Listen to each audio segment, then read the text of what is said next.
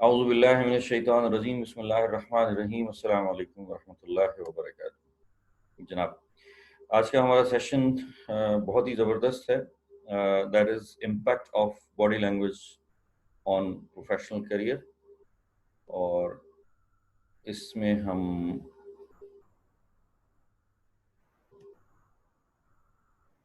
आज यहाँ से शुरू करते हैं। आपको ठीक नज़र आ रहा है सबको?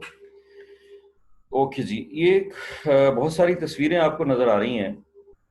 हम स्टार्ट करते हैं टॉप लेफ्ट से, और मैं आपसे पूछूंगा कि आपके जहन में क्या इम्पैक्ट आता है। मुजाहिद साहब, अगर हम ये पहली तस्वीर देखें तो आपके जहन में क्या आता है?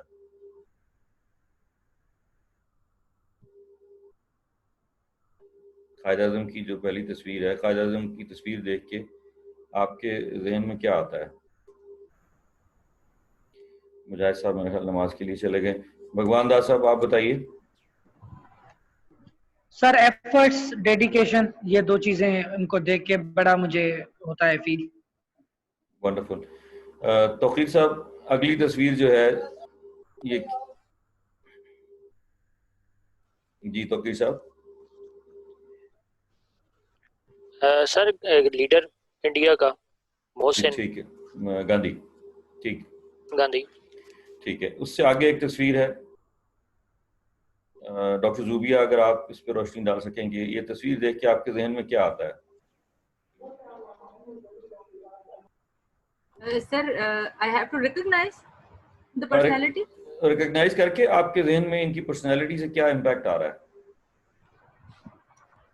सर, कुछ ड्यूअल पर्सनालिटी लग रही है। अच्छा, कोई और champion? Sir, expression. Nelson Mandela. Sir, Nelson Mandela. जी बिल्कुल ठीक, नेल्सन मंडेला। और एक्टिविस्ट फॉर ब्लैक। हाँ, 27 साल की इनकी तहरीक है साउथ अफ्रीका के लिए, और उससे बहुत बड़ा एक इनकलाब आया। और इस इनकलाब का सबसे बड़ा समर ये था कि इन्होंने जब टेक ओवर किया, when he became the president, तो इन्होंने सबको माफ कर दिया जितने इनके दुश्मन थे। ठीक है। नेक्स्ट तस्वीर आपके जहन में आती है सरवत साहिबा, आप? जी, ये इंदिरा गांधी हैं, जाहिर है इन्हें सब जानते हैं। And what I see that she is a schemer, she is scheming and she is making some schemes, some plans to topple और व्हाटएवर। नेक्स्ट तस्वीर आप ही बता दीजिए। जवाहरलाल साहब। नहीं, ये वाली, ये जुल्फिकार अली भुट्टो की है। जुल्फिकार अली भुट्टो, एग्जैक्टली। ठीक है। नेक्स्ट ज़िया-उल-हक साहब की है। ठीक है। उसके बाद यहाँ पे आ जाएं तो ये बिल क्लिंटन साहब हैं, ये जॉर्ज डब्ल्यू बुश, सॉरी, ये सद्दाम हुसैन। सर, नेक्स्ट, ये ईरान के प्रेसिडेंट बशर अल-असद। नहीं, ये वाली, ये ईरान के प्रेसिडेंट हैं सर, थे। जी बिल्कुल। और ये ओबामा। Next, Bill Gates. ये हेनरी किसिंजर मेरे ख्याल में sir. He is Warren Buffett, ये जो सेकंड लार्जेस्ट मिलियनर, दुनिया का अमीर तरीन आदमी। देन आसिफ अली जरदारी हैं, और गिलानी साहब हैं, इमरान खान साहब हैं। ये कोई 10 साल पुरानी ये मेरी प्रेजेंटेशन है। उस वक्त ये बहुत सारे लोग इनमें से ये नहीं थे जो अभी हैं। 3 टाइम प्राइम मिनिस्टर हैं, 2 टाइम प्राइम मिनिस्टर हैं, और मुशर्रफ साहब हैं। ये तस्वीरें जो हैं, ये पूरा एक अहद आपको दिखाती हैं, एक टर्नओवर आपको दिखाती हैं, एक तहरीक आपको दिखाती हैं। इधर मैं अपनी पूरी डिस्कशन में कहीं भी अच्छा या बुरा नहीं कह रहा, और आपकी परसेप्शन अच्छी या बुरी किसी के बारे में भी हो सकती है। फॉर एग्जांपल, हम गांधी को अच्छा कह सकते हैं, बुरा कह सकते हैं। हम कायद आज़म को बुरा नहीं कह सकते, ठीक है ना। वो एक तबका है जो उनको भी कहता है कि जी उन्होंने खामखा पाकिस्तान बनाया और ज़रूरत नहीं थी। अब उनको एहसास होता है जो ये कहते थे। इसी तरह हमने इनको बड़ी डेप्थ में डिस्कस कर लिया। उसके बाद ये जो बहुत ही सिंपल किस्म के, हम्बल किस्म के ईरान के प्रेसिडेंट रहे, और इन्होंने सड़क पे जानमाज़ बिछाई, नमाज पढ़ ली फुटपाथ पे, और एक कमरे के घर में, by profession he was a teacher. तो इसी तरह सद्दाम हुसैन है, पूरी एक रिजीम है जिसको कि इन्होंने गाइड किया, कंट्रोल किया, और अंजाम बहुत बुरा हुआ। चूँकि सब लोग जो इस रिजीम में गल्फ कंट्रीज में थे, वो सिवाय एक दो मुल्कों के बाकी सब के सब जो हैं वो नीस्तो नाबूद हो गए। अच्छा, ये सारी चीज़ें जो हैं, ये हमारा जो पहली स्लाइड है, body language in professional communication. ये माइक्रोफोन अपने ऑफ कर लीजिएगा सब लोग। सरवत साहिबा का माइक्रोफोन चल, अच्छा जी, ओके। सो प्रोफेशनल करियर में, प्रोफेशनल कम्युनिकेशन में बॉडी लैंग्वेज का बहुत बड़ा इम्पैक्ट है। हमने कल भी थोड़ी सी चीज़ें डिस्कस की थी, ऑल्दो कि ये भी हमारे कोर्स का हिस्सा नहीं है, ये नज़रिया ज़रूरत के तहत हमें कल महसूस हुआ कि इसको भी हम डिस्कस कर लें। तो मैं आज कोशिश करूंगा कि इसको आधा टाइम हम ये डिस्कस करें और आधा टाइम जो है हम अपनी जो बाकी प्रोफेशनल कंसल्टिंग मैनेजमेंट की चीज़ें हैं उसमें से कुछ चीज़ें आपके साथ रिवाइज कर ली जाएं। ठीक है जी, तो हम इस पर 15-1 मिनट लगाएंगे ज़्यादा से ज़्यादा, बाकी आपको हम उस पर ले चलेंगे अगले उस पर। ये आपको जो भी लोग दिखाए हैं आपको अच्छे लग रहे हैं, बड़े क्रिएटर हैं, क्रिएटिव हैं, अमीर तरीन आदमी है दुनिया का, नंबर 1, नंबर 2। जब हम इस तस्वीर पे आते हैं तो ये इस तस्वीर को देखने से पहले या इसको समझने से पहले आपको अंडरस्टैंड करना पड़ेगा कि जब हम नॉर्मल होते हैं और जब हम गुस्से में होते हैं, ठीक है, या हम जब नॉर्मल का मतलब खुश होते हैं या हम गुस्से में होते हैं, दोनों सूरतों में हमारी बॉडी के जो केमिकल रिएक्शंस हैं उनमें क्या तब्दीली आती है। तो अगर आपको मैं पूछूं कि ये तस्वीर को थोड़ी देर के लिए आप भूल जाएं और आप सिर्फ ये देखें कि इस दोनों फिनोमेना में जब आप खुश होते हैं और जब आप गुस्से में होते हैं या आप नाराज होते हैं,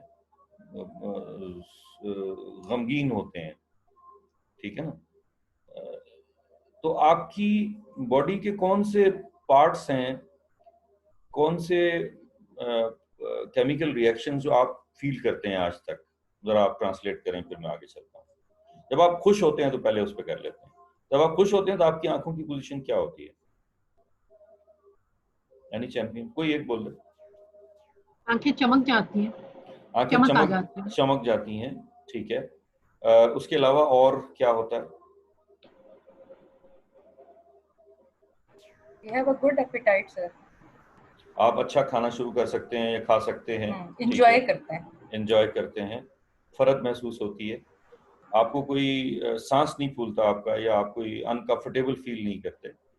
एक ये होता है कि आपकी बॉडी जो है ना वो बहुत रिलैक्स हो जाती है जी, ठीक है, वो टेंस नहीं होती ओवरऑल जो आपकी पूरी फिजिक। बिल्कुल ठीक है। और क्या होता है? फ्रेंडली हो जाते हैं, फ्रेंडली हो जाते हैं, ठीक है। आपका दिमाग शहाना हो जाता है, आप मे बी उस वक्त कोई बंदा आपसे कोई मुतालबा करे तो आप उसको मान भी सकते हैं, जो कि अक्सर होता है। और जो एक्सपर्ट्स हैं वो ये कहते हैं कि कभी भी आप शदीद गुस्से की हालत में, ये ज़रा नोट कर लीजिएगा आप, शदीद गुस्से की हालत में और शदीद खुशी की हालत में, अब खुशी के लिए शदीद का लफ्ज़ मुनासिब नहीं है, बहुत खुशी की हालत में आप कभी भी कोई बड़ा फैसला ना करें। इसलिए कहते हैं कि हाथी भी गुजार देते हैं। जी बिल्कुल ऐसी है, वो हमारी कैफियत उस वक्त ऐसी होती है। दूसरी एक और कैफियत है, आप नोट कर लीजिएगा, दोपहर को 2 बजे से लेके 3 बजे तक का जो टाइम है, आप उसको 1 बजे से 3 बजे तक भी कह सकते हैं, ये बड़ा भयानक टाइम होता है। एक तो पहले घंटे में आपको भूख लग रही होती है बड़ी सख्त, और भूख में भी फैसले गलत होते हैं, और भूख लगने के बाद आप 1 घंटे से 1 बजे से 2 बजे तक यूजुअली दुनिया भर में ये लंच टाइम होता है, और इस लंच टाइम में आप खाना खाते हैं। जब आप इनटेक लेते हैं तो फिर आपकी बॉडी के अंदर कुछ केमिकल रिएक्शंस होते हैं, बॉडी आपको लेथार्जिक कर देती है, क्योंकि आपका जो स्टमक है उसको कुछ एनर्जी चाहिए होती है, ज्यादा ऑक्सीजन चाहिए होती है to make the digestion process intact, और उसकी वजह से आपकी बॉडी की बाकी पार्ट्स में से एनर्जी कंज्यूम करके या इकट्ठी करके कम करके वो आपके मैदे में डाइवर्ट की जाती है। तो हमारा दीन हमें ये कहता है कि आप 10 मिनट के लिए अगर अपने आप को रिलैक्स छोड़ दें, जिसको हम कैलूला कहते हैं, तो आपका खाना बहुत अच्छे तरीके से हजम हो जाएगा और at that point of time आप कोई भी काम ना करें, कोई भारी काम ना करें, इवन आप कोई लिखने पढ़ने का, सोचने का या मीटिंग का कोई काम ना करें। तो मैं इस्लामाबाद में ZTE एक कंपनी है, जो एक चाइनीज कंपनी है, जो टेलीकॉम कंपनीज की सपोर्ट के टावर शावर लगाते हैं, स्विचेस लगाते हैं, कुछ सॉफ्टवेयर वो देते हैं इनको। वो हमारा कस्टमर था, तो हम उनके जाते रहते थे। तो पहली दफ़ा जब मैं गया उनका, यहाँ I9 में एक ऑफिस था, कोई 300-350 बंदा एक ऑफिस में बैठता था। तो बड़े बड़े हॉल बनाए हुए थे और उसमें मल्टीपल डेस्क रखे हुए हैं, जैसे कि होता है कॉर्पोरेशन में। तो जाते हुए जब मैं गुजरा तो मुझे एंड पे बिल्कुल एक क्यूबिकल था, उसमें जाके बैठना था। उनका जो HR का हेड था, उसके साथ मेरी मीटिंग थी।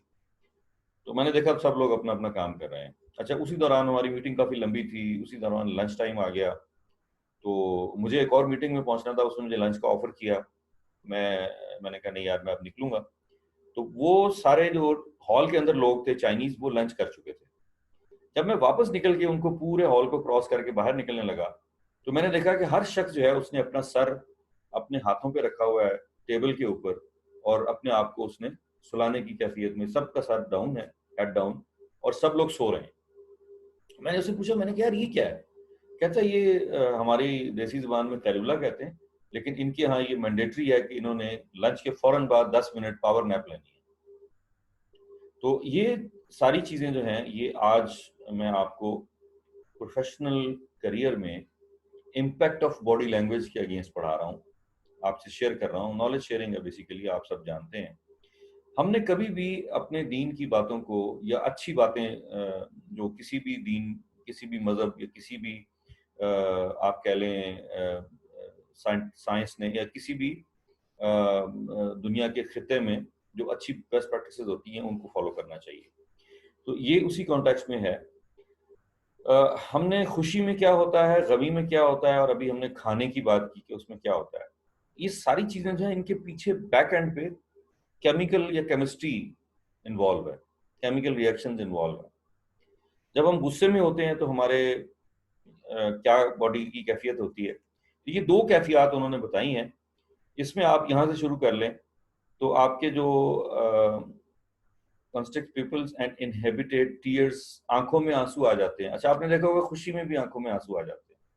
अच्छा, जब आंखों में आंसू आते हैं तो फिर आपकी नाक में से भी पानी थोड़ा सा निकलता है।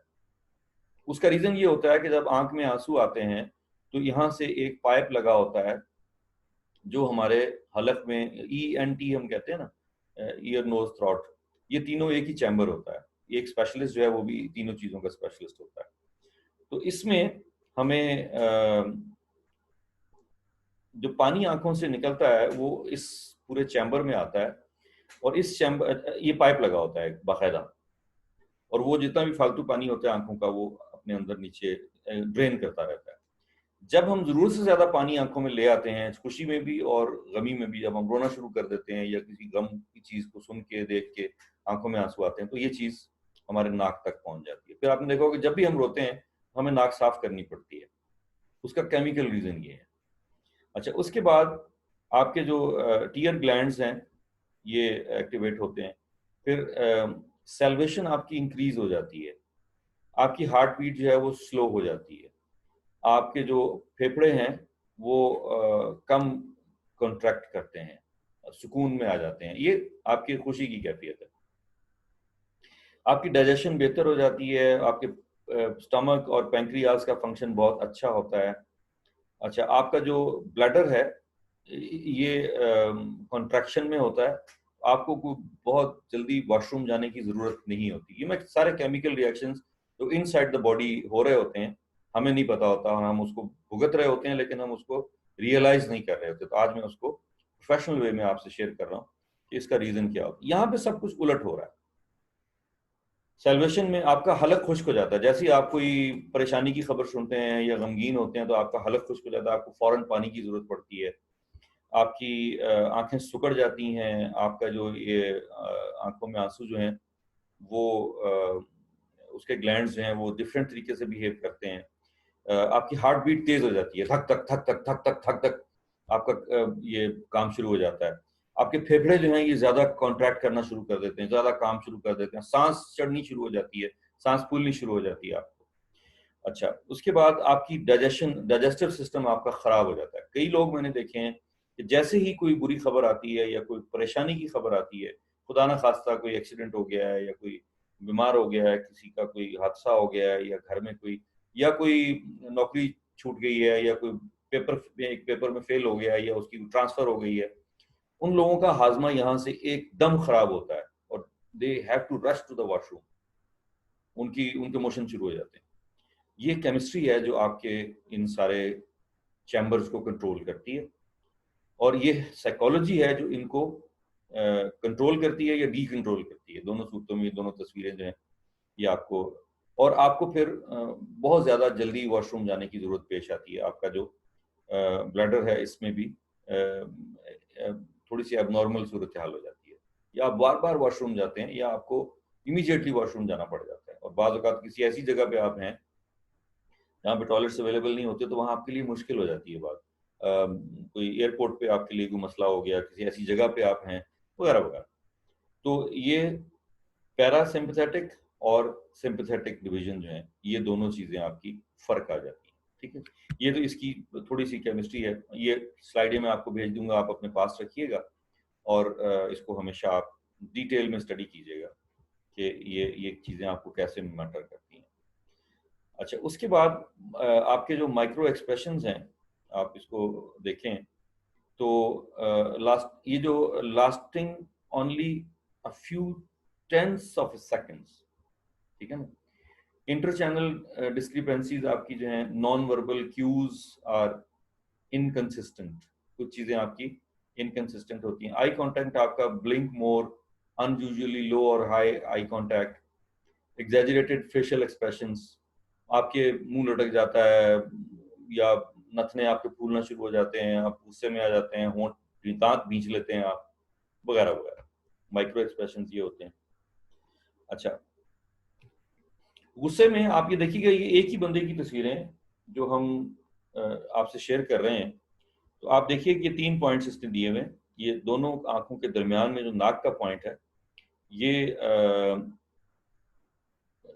आईब्रोज डाउन, यहाँ से आप आई ग्लेयर यहाँ से देखते हैं, ये आपका गुस्से में आप इसको आंखें सुकड़ जाती हैं आपकी, और आपके जो लिप्स हैं इनको आप भींच लेते हैं। ये एक जेस्चर है, ये 6 जेस्चर हम डिस्कस करेंगे अभी। कंटेम्प्ट, अच्छा कंटेम्प्ट जो है ना, ये जैसे कंटेम्प्ट ऑफ कोर्ट होता है, तो बेसिकली आप कोर्ट का मजाक उड़ाते हैं, ठीक है ना। ये उस कॉन्टेक्स्ट में आप देखेंगे जब आप किसी को तफरी ले रहे हैं, किसी का मजाक उड़ा रहे हैं, आप किसी को मोटा कह रहे हैं, किसी को ठिगना कह रहे हैं, किसी को काला कह रहे हैं, ये बेसिकली कंटेम्प्ट कर रहे हैं आप इसकी। या आप किसी रूल्स की बात कर रहे हैं, या आप असद उमर साहब ने स्टील मिल के बारे में जो बयान दिया, तो आप उसके बारे में जो कमेंट करेंगे, तो अब ये आपकी आंखों की कैफियत भी होगी। तो आपके जो होंठों की कैफियत है, लिप कॉर्नर टाइटन, ये आपके कॉर्नर जो है ये टाइटन होंगे, और and raised on only one side of the face. Usually आप देखिएगा कि इस कैफियत में लोगों के एक साइड का जो होंठ है वो भिंचा हुआ होता है, बंद होता है, ठीक है। एक ये जेस्चर आ गया आपका। डिस्गस्ट, डिस्गस्ट को समझने का बेहतरीन तरीका ये है कि आप फर्ज करें रात को अंधेरे में अपनी गली में जा रहे हैं और किसी भैंस ने वहां पे गोबर किया हुआ है और एक ढेर लगा हुआ है, आपका पैर उसके अंदर चला जाता है गलती से, तो आपको नजर नहीं आ रहा, या बेध्यानी में दिन में भी आप चल रहे हैं तो बाज़ औक़ात ये हो जाता है। या कीचड़ में आपको नजर नहीं आ रहा कि कीचड़ है, लेकिन उसमें कीचड़ होता है, आपका पैर अगर कीचड़ में चला जाए, उस वक्त आपकी जो कैफियत होती है दैट इज डिस्गस्टिंग। आप परेशान हो जाते हैं, ओह व्हाट इज दिस, ठीक है ना। बुलशिट का लफ्ज लोग इस्तेमाल करते हैं, वो उसके अंदर आपकी ये 2 कैफियत होती हैं। आपके नाक पे रिंकल्स पड़ जाते हैं यहाँ पे, और अपर लिप आपका जो है ना ये रेज्ड हो जाता है, ठीक है। फियर, आप उसी गली में एकदम जब मोड़ मुड़ते हैं तो आगे से कुत्ता आ जाता है। अब आपके लिए अनएक्सपेक्टेड था, मोड़ मुड़े आपके सामने से कुत्ता आ गया, खौफ आ गया एकदम, पता नहीं अब क्या होगा।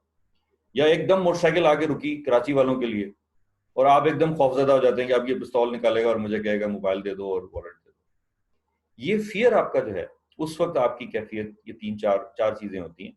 आपकी जो आईब्रोज ऊपर हैं वो ऊपर की तरफ पुल्ड हो जाते हैं, आपकी जो ये अपर आईलिड्स हैं इनकी कैफियत आप देखें तो ये हो जाती है, एकदम आंखें खुली की खुली रह जाती हैं।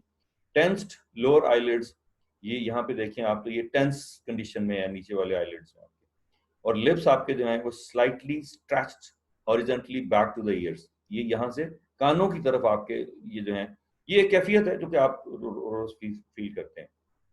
हैप्पीनेस में आप देखें आपकी आंखें जो हैं वो भिज जाती हैं, आपके जो पुश्ट आप चीक्स, आपकी जो ये गाल हैं ये थोड़े से ऊपर की तरफ चले जाते हैं, और movement from muscle that orbits the eyes, और यहाँ से आप ये डिंपल पड़ जाते हैं लोगों के। और डिंपल आप देखिएगा हमेशा उस वक्त पड़ते हैं जिनके होते हैं जब वो खुश होते हैं, ये हल्की सी स्माइल देते हैं, ठीक है ना। तो इस सिनेरियो में आपको इन चीजों से वास्ता पड़ता है।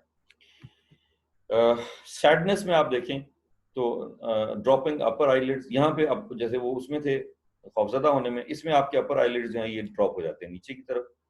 लूजिंग फोकस ऑन आईज, यहाँ पे आप बिल्कुल रिलैक्स मतलब छोड़ देते हैं इनको खौफजदा सैडनेस में।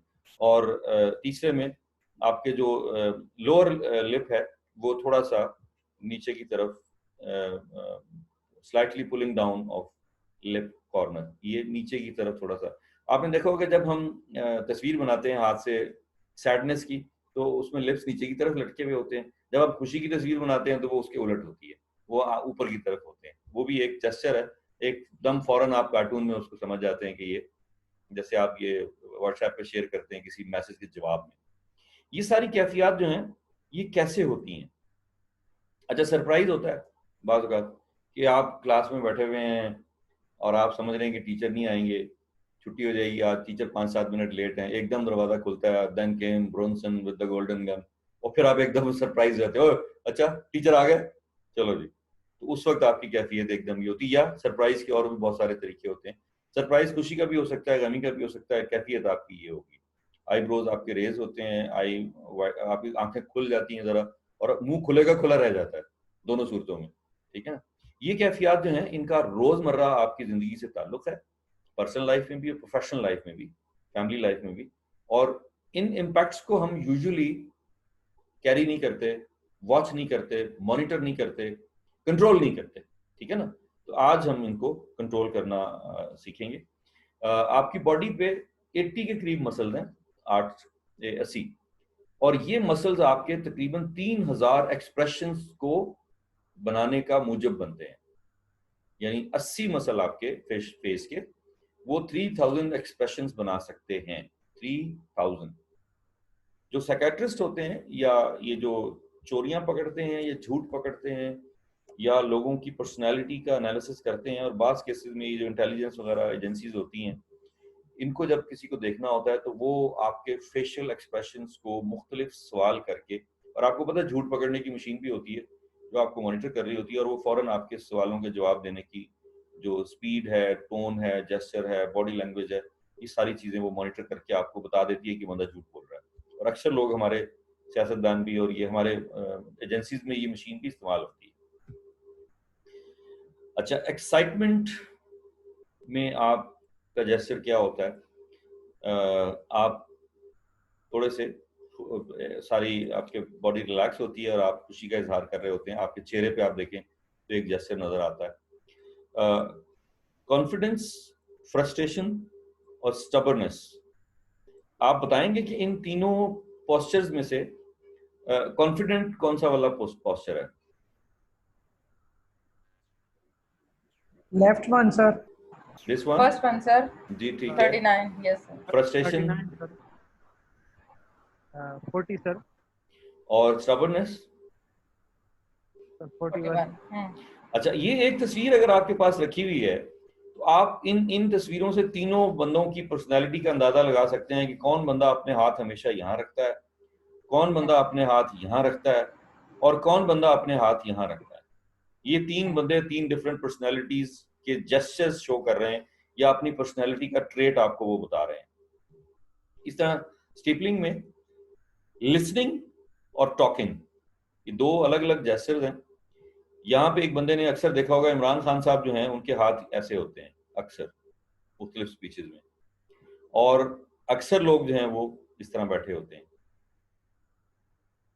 ठीक है ना। तो ये दोनों जेस्चर जो हैं, एक बंदा जो है वो आपकी बात सुन रहा है, दूसरा बंदा बोल रहा है, दोनों केसेस में आपके जेस्चर्स फर्क होते हैं। उसके बाद ये बड़ी खतरनाक जेस्चर्स हैं। 3 लोग हैं या एक ही बंदे के, हम प्रैक्टिकली खड़े होकर परफॉर्म करते हैं वर्कशॉप में, लेकिन यहाँ भी आपको तकरीबन उसका पूरा इम्पैक्ट मिल जाएगा।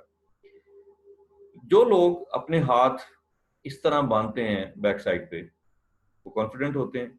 जो इस तरह बांधते हैं वो गुस्से में होते हैं, और जो कोहनी से अपने हाथ को पकड़ते हैं, कभी भी आप उनको देखें तो वो मोर एंगर, मतलब ज्यादा गुस्से में होते हैं। तीनों बंदों की पर्सनैलिटी आप बाय एंड लार्ज एवरेज में उनकी बॉडी हरकत और सकनात से आप जज कर सकते हैं कि ये बंदा कैसा है।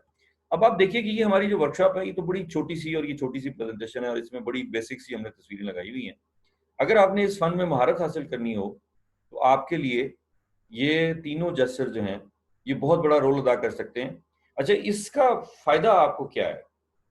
इधर you are a teacher, you are head of department, you are vice chancellor, you are deputy commissioner, you are investigator in any police or any law enforcement agency, even you are at home, आपके 4 बच्चे हैं, husband हैं या wife है, आपके भाई हैं, बहनें हैं, आपके इन लॉज हैं।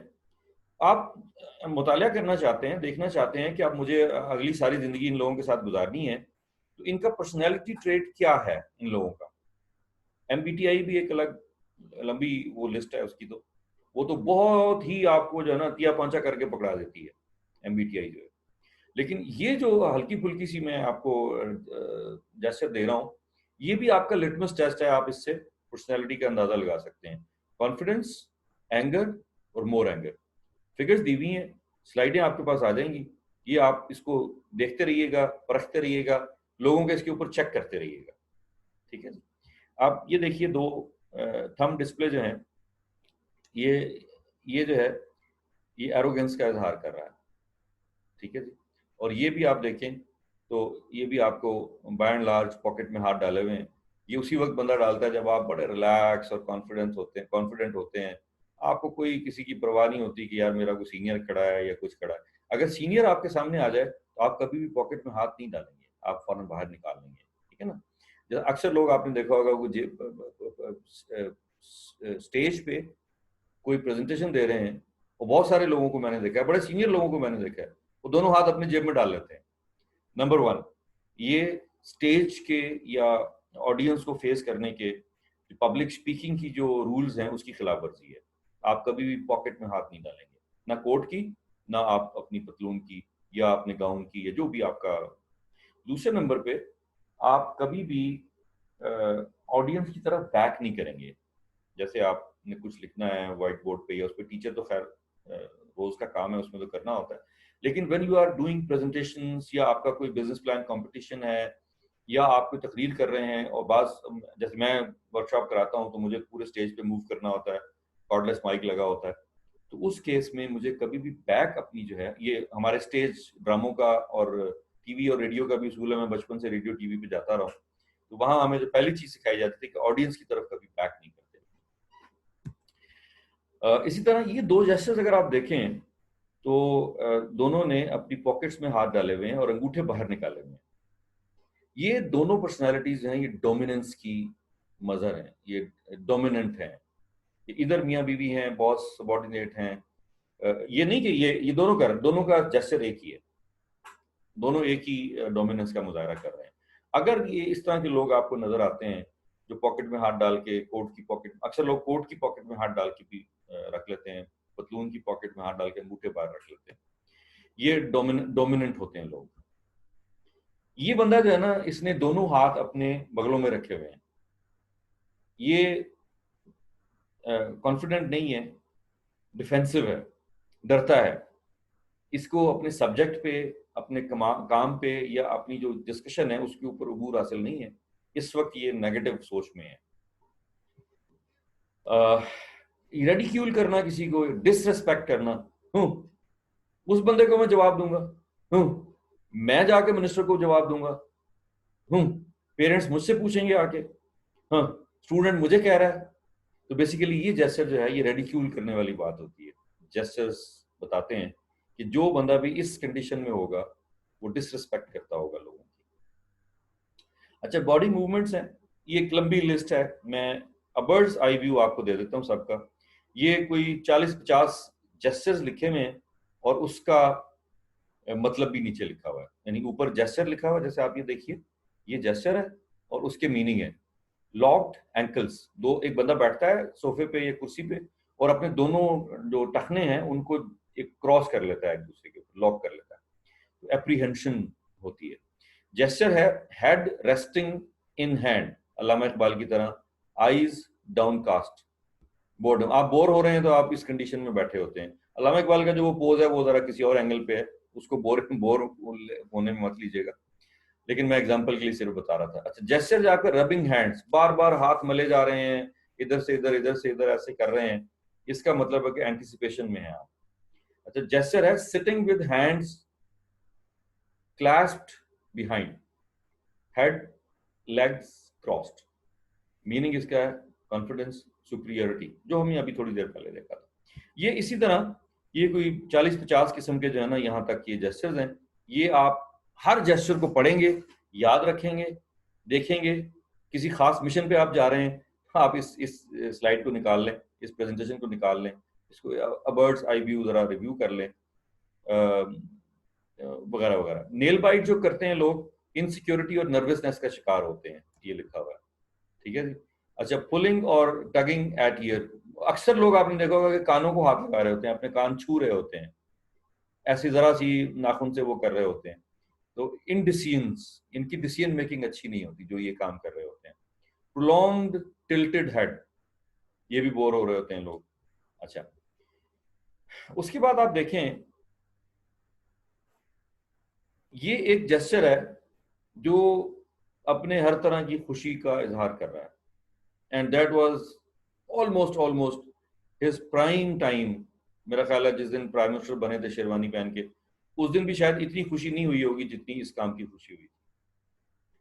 अच्छा, ये बड़ी इंटरेस्टिंग सिचुएशन है कि माइक्रो एक्सप्रेशंस में अब ये 3 लोग हैं। अब पहली जो खातून है शी वाज फॉरेन मिनिस्टर, ठीक है जी, गालिबन हिलरी क्लिंटन है ये। जी सर। अच्छा, इनके पीछे एक साहब बैठे हैं जो खड़े हैं, जो हाथ दोनों ने बांधे हुए हैं, उन्होंने बांधे हुए हैं, और वो उनके चीफ ऑफ जनरल स्टाफ हैं अमेरिका के, और उनके साथ एक और साहब खड़े हैं, वो गालिबन कॉलिन पॉल नाम है इनका, या कुछ उनके मिनिस्टर ही हैं ये भी। अब आप देखें कि वो हाथ बांध के पीछे खड़ा है, उसके एक्सप्रेशंस हैं, और हिलरी क्लिंटन के अपने एक्सप्रेशंस हैं। ये सारे एक्सप्रेशंस जो हैं, डिक चेनी, थैंक यू, ये आपके जो एक्सप्रेशंस हैं ये शो करते हैं कि आप कितने कॉम्पिटेंट हैं, कितने कॉन्फिडेंट हैं। अब इस खातून के चेहरे पे जो खुशगवार तासुरात हैं, उसके पीछे बिल क्लिंटन की जो प्रेसिडेंसी थी 2 टेन्योर की, उसका भी नशा है या उसका गुरूर है या कॉन्फिडेंस है, आप रादर कह लें। ये बंदा है तो जनरल, लेकिन हाथ बांध के उसके पीछे खड़ा है। लेकिन इसके हाथ बांधने को भी आप रीट्रांसलेट करेंगे कि इसने वो जो हमारी हाथ बांधने वाली स्लाइड थी कि ये उस तरह कितना कॉन्फिडेंट है या कॉन्फिडेंट नहीं है, ठीक है ना, ये भी उसको आप, तो ये छोटे छोटे जेस्चर जो हैं ये आपको बड़ी दूर ले जाते हैं। बॉडी लैंग्वेज में जेस्चर्स, पोस्चर्स, मूवमेंट, टचिंग, इनको आप देख सकते हैं, पढ़ लीजिएगा। प्रोजेक्टिंग ऑनेस्टी, अगेन अगर किसी ने ऑनेस्टी को प्रोजेक्ट करना है तो उसकी ये निशानियां होती हैं। हैंडशेक्स क्या शो करते हैं, प्रोजेक्टिंग कॉन्फिडेंस क्या होता है, टमी आपकी अंदर होती है, पेट अंदर होता है, यानी स्ट्रेट खड़े होते हैं आप, चेस्ट आउट, सीना बाहर होता है, अलर्ट खड़े होते हैं, शोल्डर पॉइंट बैक, शोल्डर आपके बिल्कुल फौजियों की तरह पीछे होते हैं, tilt head a little to right, smile. ये वो बंदा होता है जो आपको कॉन्फिडेंट नजर आता है, ठीक है ना। इसी तरह आईज आपकी कहाँ होनी चाहिए। अच्छा, ये आईज वाला जो चैप्टर है ये बड़ा खतरनाक है। जो एक्सपर्ट लोग हैं वो थाने में या इस तरह की किसी इन्वेस्टिगेशन एजेंसी में JIT जो बनती है उसमें जब उससे मुखातिब होते हैं, 2 या 3 बंदे बैठे होते हैं और बाज केसेस में सिर्फ कैमरा होता है, उस कैमरे के सामने वो उससे पूछते हैं कि अच्छा तुम ये मनी ट्रेल दो हमें, ये जो पैसे तुमने हुदैबिया शुगर मिल से निकाले थे ये तुमने किस अकाउंट में डाले थे? क्या ये दुबई वाले अकाउंट में डाले थे, सऊदी अरब वाले अकाउंट में डाले थे, या लंदन वाले अकाउंट में डाले थे? उसके बाद वो वॉच करते हैं उसको। अब वो अगर वॉच करते हुए अपर राइट को जाता है उसकी आंखों की जो तासुरात हैं, तो इसका मतलब ये होता है कि इमेजिनिंग डिड नॉट हैपन, यानी वो बंदा सोच रहा है कि मैं इसका क्या जवाब दूं, एक्चुअली ये बात हुई नहीं होती। अपर लेफ्ट की तरफ जा रहा हो तो रिकॉलिंग हैपेंड, बात हुई होती है और वो उसको रिकॉल कर रहा होता है कि हाँ अच्छा यस, तो उसकी आंखों के जो बॉल्स हैं, आई बॉल्स जिसे हम कहते हैं, वो और वो किस तरफ जा रहे होंगे। अच्छा, लोअर राइट की तरफ अगर जा रहा हो उसका एक सवाल के जवाब में अगर वो किसी भी एक तरफ ये इंप्रेशन दे रहा है, थिंकिंग ऑफ अ फीलिंग, कि अच्छा जब सऊदी अरब के बादशाह ने आपको वहां पनाह दी तो उस वक्त आपके क्या तासुरात थे या आपको कैसा फील हुआ, कश्मीर के ऊपर जब आपने ये फैसला किया, या 71 में जब आपने ढाका फॉल हुआ आपने हथियार डाले तो उस वक्त आपकी क्या कैफियत थी, जनरल नियाजी से पूछा जा रहा है, वगैरह वगैरह। तो उस वक्त थिंकिंग ऑफ अ फीलिंग, अगर वो लोअर राइट साइड पे देख रहा है तो thinking of a feeling, lower left side पे देख रहा है तो थिंकिंग टू हरसेल्फ, वो उस वक्त जो भी उसकी कैफियत थी वो उसके बारे में। इसी तरह ये बॉडी एरियाज हैं आपके, आईज, कोई बंदा आईज को रब करता है, आईज को डाउन करता है, eyes avoiding eye contact, eyeball to eyeball आपकी तरफ देखता नहीं है, ठीक है ना, इसकी इंटरप्रिटेशन आप कह रहे हैं नॉट सीइंग, अनकंफर्टेबल, हाइडिंग या शाय, ये तीनों एक्सप्रेशन हैं, तीनों उसके जवाब है और रिस्पॉन्स उसका जो है आगे दिया हुआ है। कानों पे जो बंदा टच कर रहा है उसका मतलब है कि वो सुन नहीं रहा, और pause and bring something to common interest. इस तरह आपका मुंह है, mouth, hands over the mouth, मुंह पे लोगों ने यूं करके हाथ रखा होता है। Not saying, ask A question, उस कंडीशन में वो बंदा बोल कुछ नहीं आता तो आप उसको क्वेश्चन करेंगे कि अच्छा भाई बोलो क्या बात है। गर्दन आपकी जो है, नेक स्क्रैच, अक्सर लोग गर्दन को स्क्रैच कर रहे होते हैं ऐसे करके। Uncertain, ask questions. Hands clenched, frustrated, listen. Chin के ऊपर अक्सर लोग यूं कर रहे होते हैं, तो ये हर चीज आपकी एक एक्सप्रेशन को शो कर रही होती है। इसमें फिर हम सिखाते हैं, ये जो स्लाइड है, कि रिसेप्शन एरिया में आप कहीं जाते हैं, जब बहुत सारी जगहों पे रिसेप्शन पे आजकल CCTV कैमरे लगे होते हैं।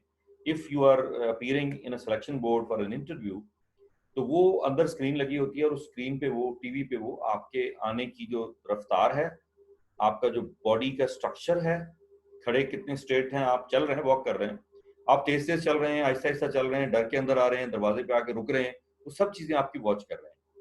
आप नो क्लटर, यानी आपका जो पूरा वॉक है वो एक स्पीड में होना चाहिए, कॉन्फिडेंट। स्टैंड टॉल, स्टीपल, बिल्कुल आपकी बॉडी पूरी जो है अलाइंड होनी चाहिए रिसेप्शन एरिया में, ये वॉच किया जा रहा है।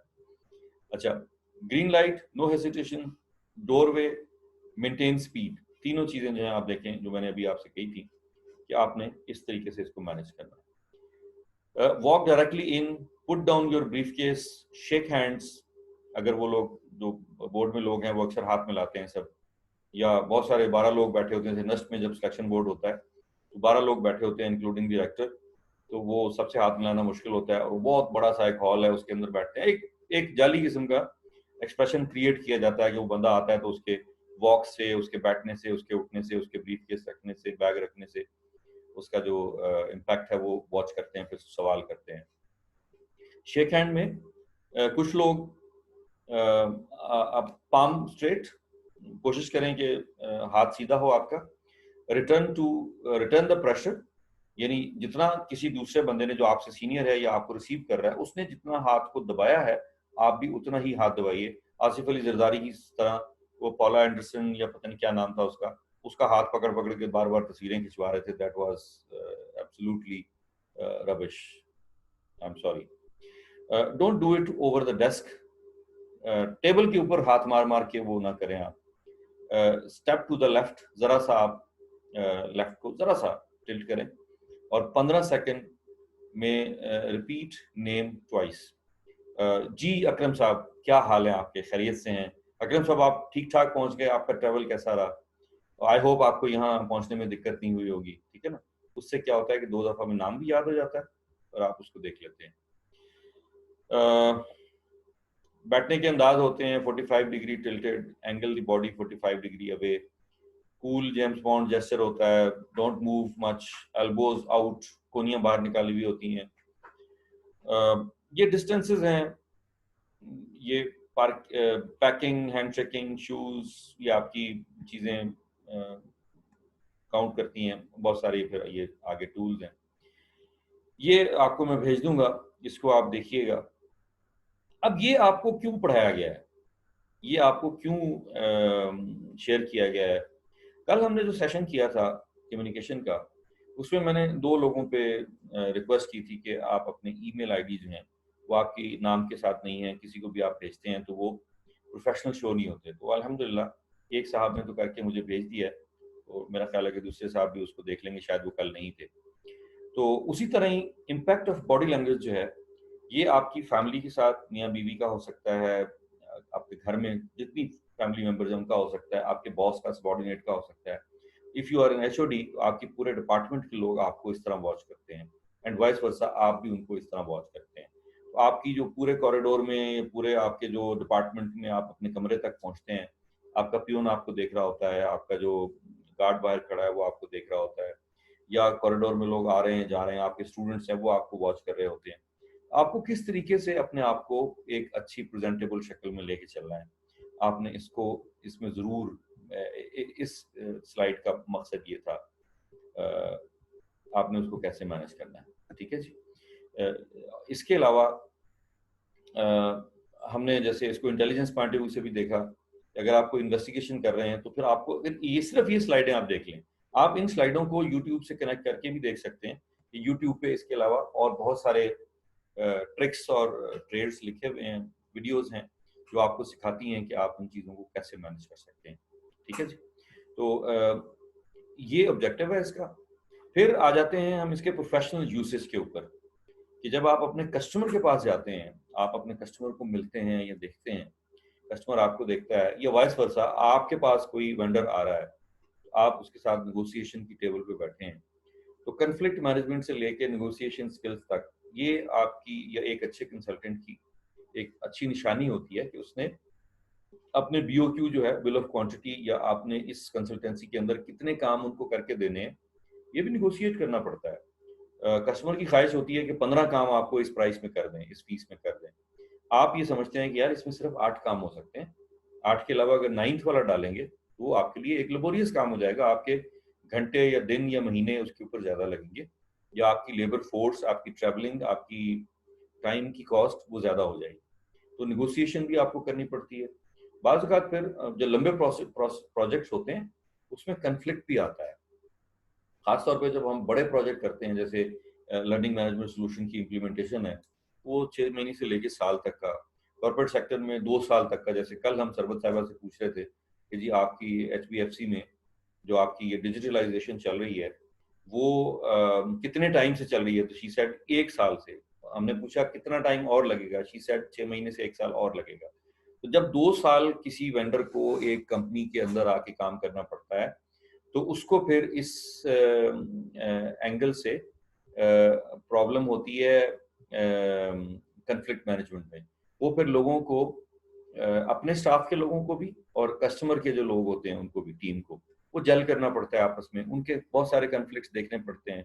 आपकी टीम के जो लोग कस्टमर साइट पे काम कर रहे होते हैं, जैसे हमारे बहुत सारे सॉफ्टवेयर डेवलपमेंट में लोग जो हैं कस्टमर साइट पे बैठे हैं, हमारी कंसल्टिंग में लोग कस्टमर साइट पे बैठे हैं, हम 3 यूनिवर्सिटीज में लर्निंग मैनेजमेंट सोल्यूशन इंप्लीमेंट कर रहे हैं, उसमें हमारी टीम जाके बैठी हुई है। तो IT हेड के साथ भी कन्फ्लिक्ट्स होते हैं, टॉप मैनेजमेंट के साथ होते हैं, लोअर ग्रेड के साथ होते हैं, आपके पीयर्स जो हैं उनके साथ होते हैं।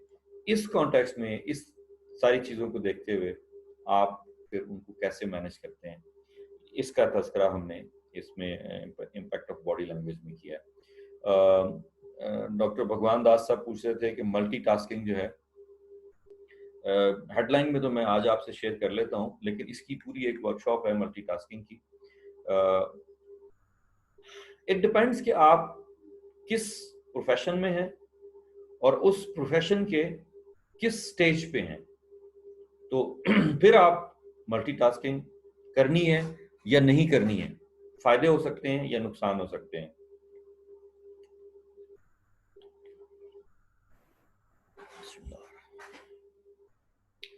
इफ यू आर ड्राइविंग, खुद गाड़ी चला रहे हैं, I suggest don't do multitasking. Phone call ना सुने, टेक्स्ट ना देखें। मैं भी जब ड्राइव कर रहा होता हूँ तो मुझे अगर मोबाइल से वो लेना होता है नक्शा, मैप मुझे लेके जा रहा होता है वहाँ पे, तो मैं उसको वॉइस पे लगा देता हूँ, मैं उसको देखता नहीं, ठीक है ना। अगर आपको देखने की आदत है तो फिर आप अपनी स्क्रीन के साथ जो एक स्टिक ऑन लग जाता है स्टैंड, उसके ऊपर रख के एक मोबाइल फोन अपना वहाँ पे लगते हैं, लेकिन अवॉइड करें कि वो भी डेंजरस हो सकता है। बाज़ वक़्त आपका लाइन ऑफ साइट जो है उसको वो डिस्टर्ब करता है, तो उसमें तो मैं मल्टीटास्किंग आपको बिल्कुल अलाउ नहीं करता। आप ऑपरेशन थिएटर में हैं, आप सर्जरी कर रहे हैं, प्लीज़ ना करें। आप प्रेजेंटेशन दे रहे हैं, कम्युनिकेशन कर रहे हैं, आप मल्टीटास्किंग ना करें। अक्सर लोगों को मैंने देखा है कि वो प्रेजेंटेशन देते हैं तो लैपटॉप से मल्टीमीडिया प्रोजेक्टर तक जो कम्युनिकेशन होती है उसको वो फॉलो नहीं करते। फॉर एग्जांपल जो उनके पास प्रेजेंटर होता है, कुछ लोगों के पास नहीं होता, मैंने अपना खरीद के अपनी किट में रखा हुआ है, क्योंकि मुझे ये पता है कि जब मैंने परफॉर्म करना है स्टेज पे, और कॉलर माइक भी मैंने एक रखा हुआ है, तो मैंने उस कॉलर माइक को उनके सिस्टम के साथ कोइंसाइड करना है, अलाइन करना है, लिंक करना है, सिंक करना है। फिर मैं जो रिमोट है उसका मल्टीमीडिया प्रोजेक्टर का, वो मुझे इस्तेमाल करना आना चाहिए। 90% केसेस में लोग या तो स्क्रीन जहाँ पे डिस्प्ले हो रहा है वहाँ पे उसको स्पॉट कर रहे होते हैं, या मल्टीमीडिया प्रोजेक्टर जहाँ पे लगा होता है वहाँ उसको स्पॉट कर रहे होते हैं, जबकि उसका रिसीवर जो है वो आपके लैपटॉप के अंदर लगा होता है। ब्लूटूथ का जो बाय एंड लार्ज उसका रिसीवर है जो आपके उसको रिमोट को कनेक्ट कर रहा होता है। तो आपको ये चीज़ें बड़ी इंटेलिजेंटली देखनी होती हैं, ठीक है ना। अच्छा, प्रोजेक्ट्स में मल्टीटास्किंग होती है, जैसे आप एचओडी हैं, आप एक प्रिंसिपल रिसर्च कोऑर्डिनेटर हैं, क्या कहते हैं उसको, रिसर्च इनिशिएटिव, पीआई जो इन्वेस्टिगेटर, प्रिंसिपल इन्वेस्टिगेटर हैं, आपने फैमिली के भी काम करने हैं, लेकिन एक वक्त में आप सारे काम नहीं करेंगे, आप प्रायोरिटाइज करेंगे, लिस्टें बनाएंगे, उसके मुताबिक टाइम स्लॉट एलोकेट करेंगे।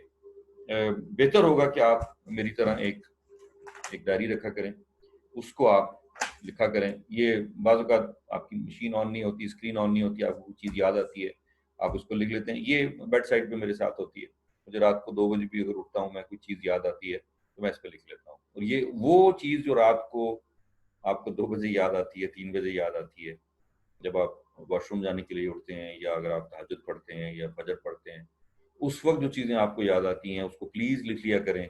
वो $1 मिलियन के आइडियाज़ होते हैं। अगेन मल्टीटास्किंग में अगर आपको हैंडल करना है तो फिर उसकी एक अलग सेशन है। अगर इससे ज़्यादा आपको ज़रूरत है, अगेन प्रोजेक्ट्स में हमने बाकायदा डिस्कस किया है, अगर आपको वो सेशन याद हो कि आपने बहुत सारे प्रोजेक्ट्स को एक वक्त में कैसे हैंडल करना है, मल्टीपल प्रोजेक्ट की टाइम एलोकेशन आपने कैसे करनी है, उसकी डिलीवरी आपने कैसे करनी है, ठीक है ना, वो भी उसमें है। आप अगर कंस्ट्रक्शन इंडस्ट्री में हैं और आपके पास 10 घर बन रहे हैं एक वक्त में, या 4 घर बन रहे हैं एक वक्त में, आप अगर प्रॉपर्टी डीलर हैं या आप रियल एस्टेट डेवलपर हैं और आपके 10 कस्टमर जो हैं वो एक ही वक्त में आपके साथ बात कर रहे हैं या आपकी डील्स चल रही हैं, तो आपने उनको सेग्रीगेट कैसे करना है। 2 कस्टमर ने एक ही टाइम पे अपॉइंटमेंट मांग ली है, आपने उन दोनों को सेग्रीगेट कैसे करना है। तो मल्टीटास्किंग के कुछ जगहों पे फायदे होते हैं, लेकिन बहुत सारी जगहों पे नुकसान होते हैं।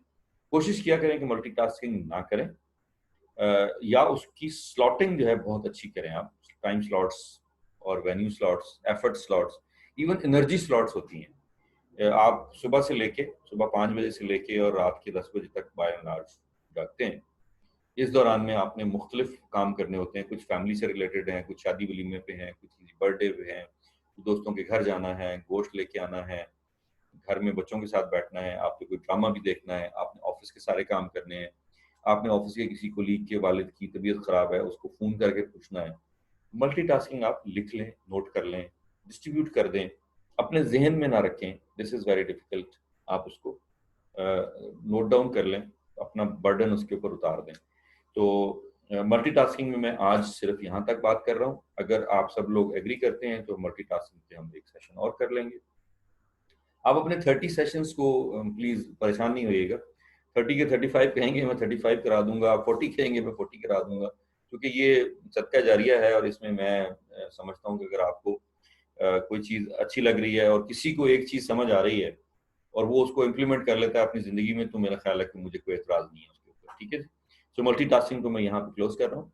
आप लोग अपने कमेंट्स में अभी लिख दीजिएगा, अगर आपको इस पे सेशन करना है तो मैं अलग से एक सेशन पूरा मल्टीटास्किंग की पूरी डिटेल्स लेके आपसे शेयर कर लूँगा, मेरे पास है। अदरवाइज हम इससे आप काम चला सकते हैं तो हम अपने प्रोफेशनल उस पर आ जाते हैं। ठीक है जी।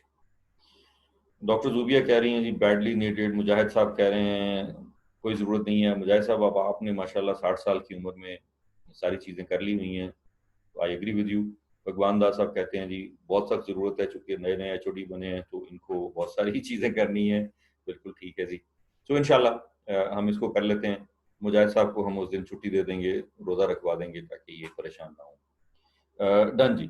हमारे पास 10 मिनट हैं, हम क्वेश्चन आंसर कर लेते हैं कि 10 भी नहीं बल्कि 7 मिनट रह गए। क्वेश्चन आंसर में बताइए आपके अगर कोई चीज़ें इस आज की प्रेजेंटेशन से रिलेटेड है तो। अस्सलाम वालेकुम, क्या मैं क्वेश्चन स्टार्ट करूं? जी प्लीज। जी अच्छा, एक ये चीज बहुत ज्यादा होती है और आप खुद को बड़ा ऑड फील करते हैं कि when you are standing with a group और व्हेन यू आर प्रेजेंटिंग, तो आप अपने हाथ कहाँ रखें? 2 हाथ अल्लाह ने आपको दिए। ठीक है। What is the best position? खड़े हैं या एक प्रेजेंटेशन आप स्टेज पे कर रहे हैं? जी बिल्कुल ठीक है। मैं आपको कोशिश करूंगा कि अपनी 2-3 वीडियोस भेज दूं जो मुख्तलिफ स्टेज की प्रेजेंटेशन वर्कशॉप्स की प्रेजेंटेशन की होती हैं, उसमें देख लीजिएगा। 2-3 ऑप्शंस हो सकती हैं आपके पास। एक तो ये है कि आपने हाथ बांधने नहीं है। ठीक है जी, आपने हाथ बांधने नहीं है, यानी ना आपने ऐसे सामने करके बांधने हैं, ना आपने पीछे करके बांधने हैं। आपने अपने दोनों हाथों को इस्तेमाल करना है। ठीक है ना। बेशक आप एक हाथ में आपको प्रेजेंटर पकड़ा हुआ होता है, मैं अक्सर लिखता भी हूँ साथ में, तो मेरे एक हाथ मार्कर पकड़ा हुआ होता है, तो आपके ये दोनों हाथ वैसे बिजी होते हैं तो आपको कहीं रखने की जरूरत नहीं है। आप चलते फिरते इन दोनों का इस्तेमाल कर रहे होते हैं। प्रेजेंटर से आप पॉइंट कर रहे होते हैं, मार्कर से आप लिख रहे होते हैं, और बाज़ औक़ात आप मार्कर से भी पॉइंट कर सकते हैं। बाज़ औक़ात मैं मार्कर रख देता हूँ, बाज़ औक़ात मैं मेरी स्लाइड लंबी होती है, मुझे पता है मैं आधा घंटा इसके ऊपर डिस्कशन करूंगा, तो फिर मैं उसको भी रख देता हूँ, लेकिन मैं अपने दोनों हाथों का इस्तेमाल करता हूँ। और दोनों हाथों का इस्तेमाल जो है ये अगेन आपकी जो प्रेजेंटेशन स्किल्स हैं उसके अंदर इसका इस्तेमाल कैसे करना है वो बड़ा ज़रूरी है। ये हम अलग से डिस्कस करेंगे, लेकिन आपने पॉकेट्स में हाथ नहीं डालने, कोट की जेब में नहीं डालने, आपने बुत बन के नहीं खड़े होना। अगर पोडियम पे आप खड़े हैं तो आपने उसके ऊपर दोनों हाथ रख के लेट नहीं जाना कि जी, अक्सर लोग पोडियम का सहारा लेते हैं। तो अक्सर किसी ने पूछा कि जी पोडियम किस लिए होता है, कहता है जी ऑडियंस को लोगों की कांपती हुई टांगे नजर ना आए। तो कुछ लोग तो वक्त के साथ साथ इस चीज़ को काबू पा लेते हैं, लेकिन कुछ लोग स्टेज फ्राइट पे बड़ा अबूर नहीं रखते, वो उसको कंट्रोल नहीं करते, और मैंने देखा है कि वो 60 साल की उम्र में भी उनकी आवाज़ थरथरा रही होती है और उनकी टांगें कांप रही होती हैं, इवन उनके हाथ जो हैं वो भी साथ नहीं दे रहे होते। तो ये कुछ लोगों की साइकोलॉजिकल प्रॉब्लम होती है, कुछ लोगों को लैक ऑफ कॉन्फिडेंस होता है, कुछ लोगों का लैक ऑफ प्रैक्टिस होता है कि वो 55 साल की उम्र में जाके पहली प्रेजेंटेशन दे रहे होते हैं या पहली कोई बात कर रहे होते हैं। जैसे HEC में अक्सर प्रोजेक्ट्स आते हैं जिसमें प्रोफेसर जो हैं, सीनियर प्रोफेसर, वो आके जब प्रेजेंटेशन दे रहे होते हैं, हालांकि सारी जिंदगी क्लास में खड़े होकर उन्होंने पढ़ाया है, लेकिन वहां आके जब वो शेकी हो रहे होते हैं, उसके 2-3 रीजन हो सकते हैं। उनकी प्रेजेंटेशन उन्होंने खुद नहीं बनाई हुई, किसी और ने बना के दी है। प्रेजेंटेशन में जितने फैक्ट्स एंड फिगर्स हैं वो उनको पता नहीं है कि ये क्या होते हैं, कहाँ से निकले हैं, डिराइव कैसे होते हैं, मल्टीप्लाई कैसे हुए, वो फिगर्स की डिटेल उनको नहीं पता होती। और तीसरे नंबर पे सब्जेक्ट उनका नहीं होता, या इस सब्जेक्ट में वो मास्टर नहीं होते, पढ़ा जरूर है, पीएचडी भी कर ली है, लेकिन वो उसकी बात नहीं कर सकते। ठीक है ना। बहुत कम लोग होते हैं जो साइकोलॉजिकली हमेशा सब कुछ होने के बावजूद भी ट्रांसलेट नहीं कर सकते, ये भी एक कैटेगरी है। तो आपको इस एंगल से देखना है। तो हाथ आपके दोनों जो हैं वो ओपन होने चाहिए, और आप उसका इस्तेमाल करेंगे अपने लोगों को बताने के लिए कि ये हो रहा है, ये हो रहा है, ये हो रहा है। आप थोड़ी देर के लिए जरूर, बेशक जब आपको कोई क्वेश्चन करता है तो ज़ाहिर मैं फिर अपने दोनों हाथ बांध के जैसे नमाज में खड़े होते हैं, तो मैं बड़ी तवज्जो से उसकी बात सुनता हूँ कि जी मैम आप ठीक कह रही हैं, जी सर आप ठीक कह रहे हैं, जी बेटा आप ठीक कह रहे हैं। अगर मेरा कोई स्टूडेंट है, मैं यूजुअली अपने स्टूडेंट्स को बेटा कह के बुलाता हूँ, तो मेल है या फीमेल है, तो उस वक्त आप बेशक उसको एक जेस्चर ले लें। अदरवाइज बिल्कुल कैजुअल आप हाथ रखें, पॉकेट में हाथ नहीं डालने आपने कभी। ये तो आपने प्रेजेंटेशन का बताया है, लेकिन मेरा ये भी क्वेश्चन था कि आप ग्रुप्स में खड़े हैं, कोई कॉन्फ्रेंस हो रही है, कुछ हो रहा है, उसमें एक ब्रेक है, या आप अपने ऑफिस में किसी कॉरिडोर में ग्रुप में खड़े होकर कोई डिस्कशन कर रहे हैं, जी जी, तो ग्रुप हैंड्स कहाँ होना चाहिए?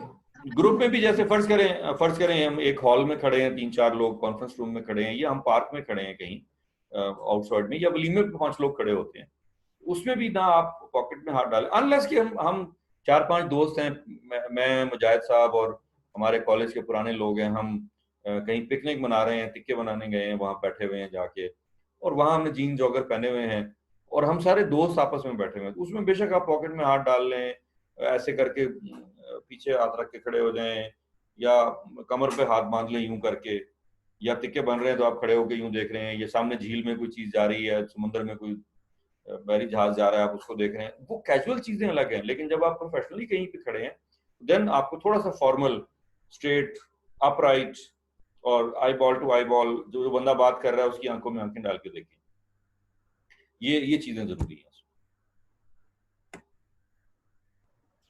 जी नेक्स्ट। जी जय।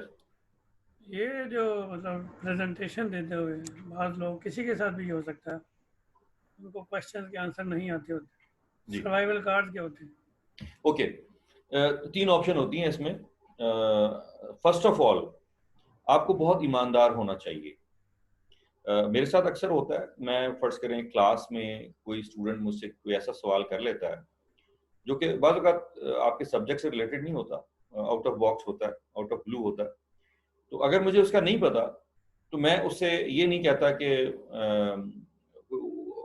ऊट पटांग जवाब दे दूं उसका, या मैं उसको टरखा दूं। मैं उससे कहता हूँ बेटा ये मेरा सब्जेक्ट नहीं है, मैंने इस पे काम नहीं किया, मैं इसको चेक करता हूँ एंड नेक्स्ट सेशन में I will get back to you. ठीक है, या आप मुझे ईमेल कर दीजिए। मैं फर्ज करें कहीं पे एक ही दिन के लिए गया हूँ या 1 घंटे के लिए गया हूँ लेक्चर देने के लिए, और वहां मुझे नहीं पता, मैं अपना कार्ड दे देता हूँ, बेटा आप मुझे ये ईमेल कर दीजिए, मैं चेक करके फिर आपको इसका जवाब दे दूंगा। ठीक है, नंबर 1। बाज़ केसेस में क्या होता है कि आप को एक इंटरव्यू में एक सवाल आता है, तो उसमें तो बिल्कुल आपको झूठ नहीं बोलना। इंटरव्यू में आप बिल्कुल ये कहेंगे कि जी ये मेरा फील्ड नहीं था, मैंने इस पे काम नहीं किया, लेकिन मैं इसको कर सकता हूँ, कोई इशू नहीं है। उसमें अक्सर लोग जो है ना आए बाएं शाएं गलत चीज़ें, गलत रीडिंग, गलत फिगर के उसको फिर कोशिश करते हैं कवर करने की।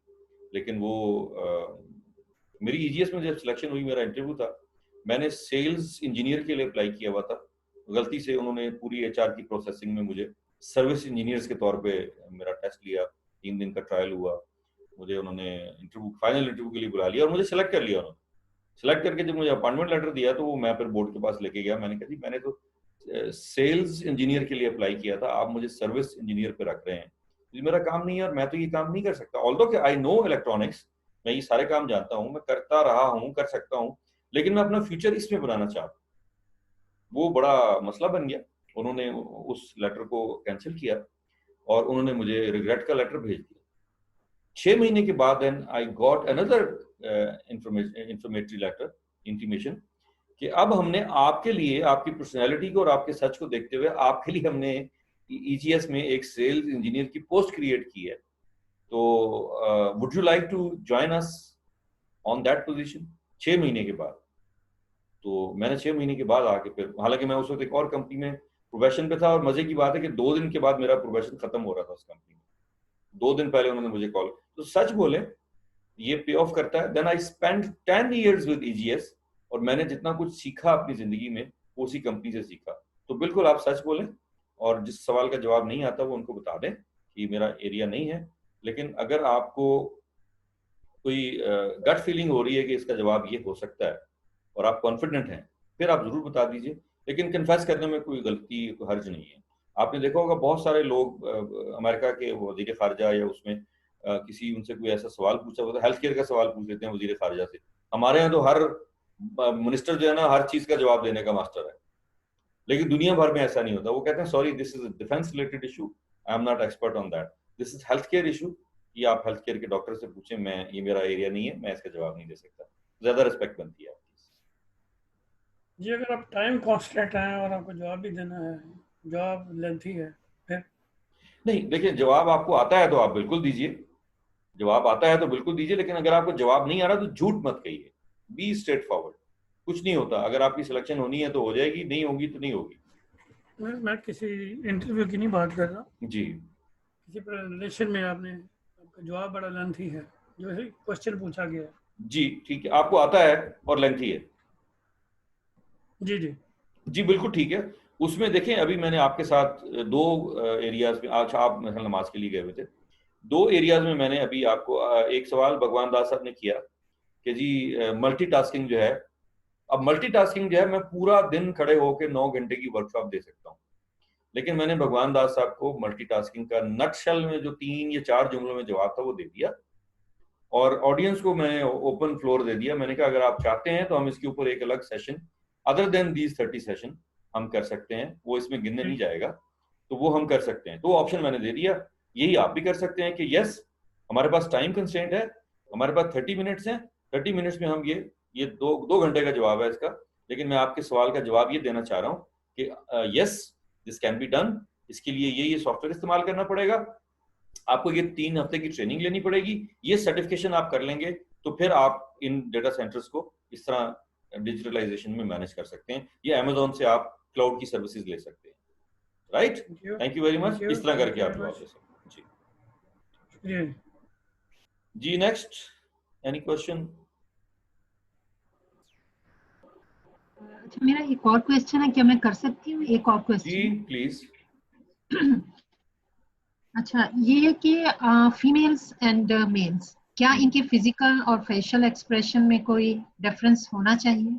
Because people expect, especially males expect कि हम उस तरह से ना बिहेव करें जैसे कि वो करते हैं या जैसे वो प्रेजेंट करते हैं। They think that we are intimidating and we are threatening to them. जी बिल्कुल ऐसा होता भी है, ऐसा होता भी है। एंड यस मैं उसको शरई एतबार से भी कहूँगा और अखलाकी एतबार से, माशरती लिहाज से भी कहूँगा कि यस बॉडी लैंग्वेज में फ़र्क होता है, दोनों के ड्रेस कोड में फ़र्क होता है। माशाल्लाह जिस पोजीशन पे आप काम कर रही हैं या जिस पोजीशन पे हमारी 3 हेड ऑफ डिपार्टमेंट्स हैं, तीनों डॉक्टर साहिबान, तो इनके लिए बहुत ज़रूरी होता है कि ये अपने ड्रेस कोड का ख्याल रखें, अपनी जो जुमले और लफ्ज़ इस्तेमाल करते हैं उनका ख्याल रखें, और अपनी body language again total complete 360 degree पे पैकेज है, उसमें जितनी चीज़ें हमने अभी डिस्कस की हैं उसका ख्याल रखें। Yes there must be a difference between male and female. मसलन हम बाज़ का मसलन 1100 बच्चा मेरे सामने बैठा हुआ है तो मैं अपने दोनों हाथ ऐसे उठा सकता हूँ, आप नहीं उठा सकते, आपको नहीं उठाने चाहिए, ठीक है ना। या मैं नीचे झुक सकता हूँ किसी चीज़ को परफॉर्म करने के लिए। फॉर एग्जांपल मैं अक्सर नमाज के जब फ़ायदे बता रहा होता हूँ, एक मेरा सेशन होता है, तो मैं रुकू में जाके स्टेज पे लोगों को बताता हूँ, और मैंने एक जानमाज़ बिछाई भी होती है, और मैं सजदे में जाके लोगों को बताता हूँ कि सजदे में आपके सर की पोजीशन ये होती है और आपके ब्लड की सर्कुलेशन जो है इसमें जारी होती है। नमाज के तिब्बी फायदे होते हैं ये, ठीक है ना। मैं कर सकता हूँ, आप नहीं कर सकती हूँ, आपको नहीं करना चाहिए कभी भी, अनलेस अदरवाइज कि आप किसी फीमेल यूनिवर्सिटी में या किसी फीमेल गैदरिंग में हैं और उसकी रिकॉर्डिंग नहीं हो रही है, और वो गैदरिंग की रिकॉर्डिंग अगर हो रही है तो वो आपके अलावा किसी और के कैमरे में नहीं हो रही, और वो कोई और उसको आगे शेयर नहीं करेगा। हमारी अखलाकियात जो हैं उसके मुताबिक आपको ये इन चीज़ों का ख्याल रखना। आंसर इज कि हमारी और आपकी जो परफॉर्मेंस है वो फर्क होना चाहिए। Again it's long topic, but headline में मैंने थैंक यू वेरी मच, बहुत शुक्रिया जी जनाब। हमारा टाइम हो गया। एनी अदर क्वेश्चन या फिर हम खुदाफिज करें? थैंक यू वेरी मच जी, अल्लाह हाफिज, बहुत शुक्रिया।